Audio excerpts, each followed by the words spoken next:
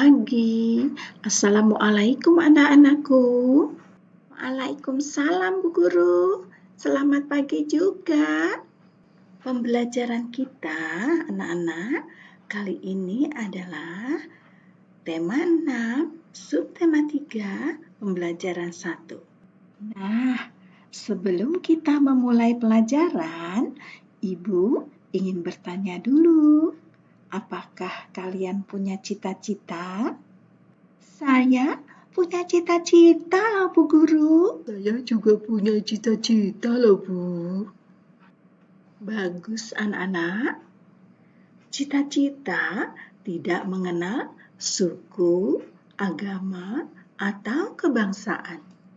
Semua orang dapat menempatkan cita-citanya setinggi langit. Namun, setiap orang harus berusaha keras untuk mencapainya. Baiklah anak-anak, sekarang simaklah Ibu akan membacakan teks tentang usaha keras seseorang yang bercita-cita besar. Hore! Asik sekali. Dan ayo kita dengarkan. Bu Guru akan bercerita. Aduh, Siti akan bercerita, tapi membaca teks. Baik Bu Guru, kami akan mendengarkan. Sang arsitek. Pada tahun 1955, Presiden pertama Indonesia, Insinyur Soekarno, mengadakan sayembara membuat desain maket Masjid Istiqlal. Sebanyak 22 dari 30 arsitek lolos pada seleksi awal. Presiden Soekarno pun mengumumkan bahwa pemenangnya adalah seorang bernama Fredrik Silaban. Siapakah dia? Fredrik Silaban lahir di Banandolok, Sumatera Utara, 16 Desember 1912. Ia adalah seorang lulusan Koningin Wilhelmina School, sebuah sekolah teknik di Jakarta. Meskipun bukan lulusan sekolah arsitektur, ia dapat memenangi sayembara tersebut. Dan semenjak itulah karya-karyanya banyak dikenal di seluruh Indonesia. Masjid Istiqlal merupakan masjid terbesar dan termegah di Indonesia yang dibangun pada tahun 1961 dan pertama kali dibuka untuk digunakan pada tahun 1978. Dengan demikian, diperlukan waktu 17 tahun untuk membuatnya. Dengan usaha yang gigih dan pantang menyerah, Fredrik berhasil menyelesaikannya. Karyanya diakui sebagai karya asli anak bangsa Indonesia. Ia bahkan berhasil menyandingkan pembangunan masjid ini dengan gereja katedral di Jakarta. Gereja katedral adalah gedung tempat umat Katolik beribadah. Konsep persatuan dan kesatuan yang dibuat oleh Presiden Soekarno dapat diwujudkan dengan baik melalui kedua bangunan tersebut. Hingga kini, kedua gedung yang menjadi simbol toleransi dan persatuan itu tetap kukuh berdiri, meski arsiteknya telah tiada. Tak hanya berkarya membuat Masjid Istiqlal, beberapa gedung bersejarah telah dirancangnya. Sepanjang hayatnya, ia telah ikut merancang 700 bangunan di seluruh Indonesia. Bangunan tersebut antara lain Gedung Stadion Gelora Bung Karno, Jakarta tahun 1962, Monumen Pembebasan Irian Barat, Jakarta tahun 1963, Monumen Nasional atau Tugu Monas, Jakarta tahun 1960. Gerbang Taman Makam Pahlawan Kalibata, Jakarta, tahun 1953. Dan Tugu Katulistiwa, Pontianak, tahun 1938. Sekarang kalian sudah tahu ya siapa yang membuat Masjid Istiqlal dan bangunan-bangunan besar di Jakarta. Ya, Bu Guru. Wah, hebat sekali Pak Fredrik ya Ramdan. Iya, Bu. Jadi ingin seperti Pak Fredrik, Bu, menjadi seorang arsitek yang hebat. Bagus, kalian memang hebat. Kalian memang harus punya cita-cita tinggi sekali. Dan untuk mencapai cita-cita, kalian harus rajin belajar.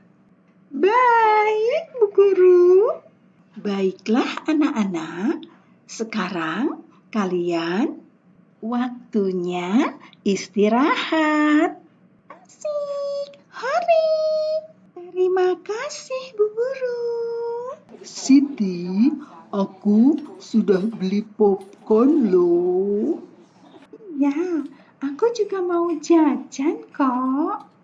Wah, bel sudah berbunyi. Ayo kita masuk. Iya, ayo kita belajar kembali. Masuk ke dalam kelas. Baiklah anak-anak, sekarang pembelajaran kita lanjutkan kembali ya. Baik, Bu Guru. Baiklah, sekarang perhatikanlah gambar-gambar rumah ibadah berikut. Anak-anak, inilah gambar 5 rumah ibadah yang ada di Indonesia. Kalian pasti sudah tahu ya, agama apa saja yang diakui di Indonesia. Pastinya rumah-rumah ibadah pada gambar tadi kalian juga pasti sudah tahu.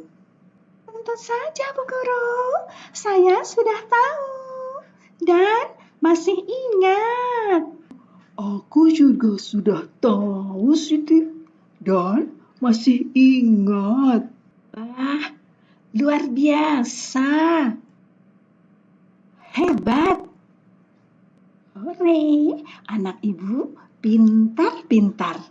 Baiklah, sekarang kita akan mempelajari beberapa rumah ibadah dan selain untuk ibadah digunakan sebagai tempat kegiatan apa saja.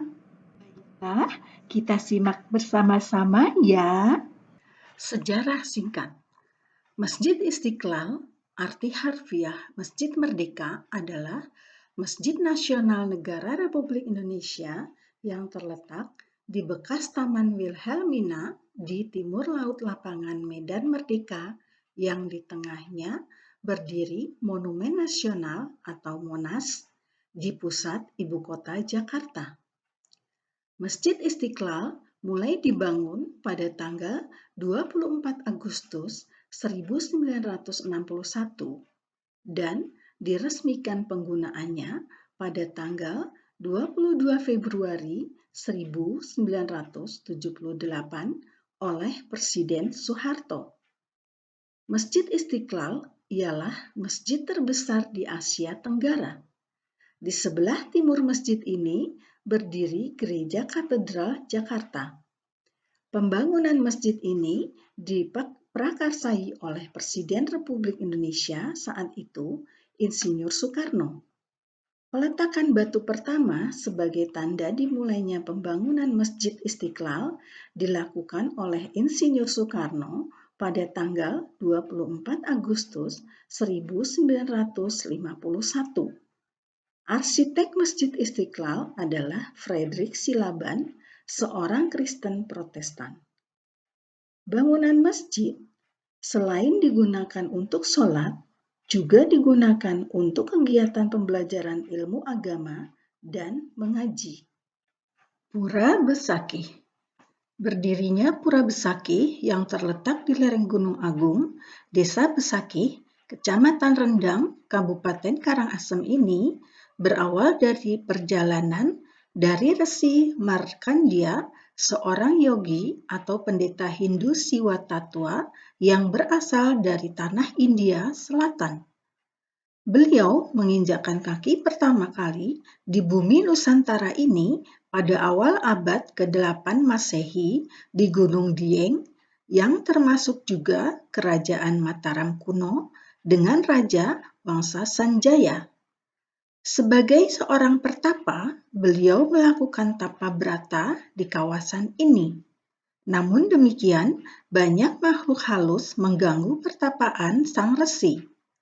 Untuk itulah beliau pergi dan beranjak menuju ke arah timur dan sampailah di lereng Gunung Raung.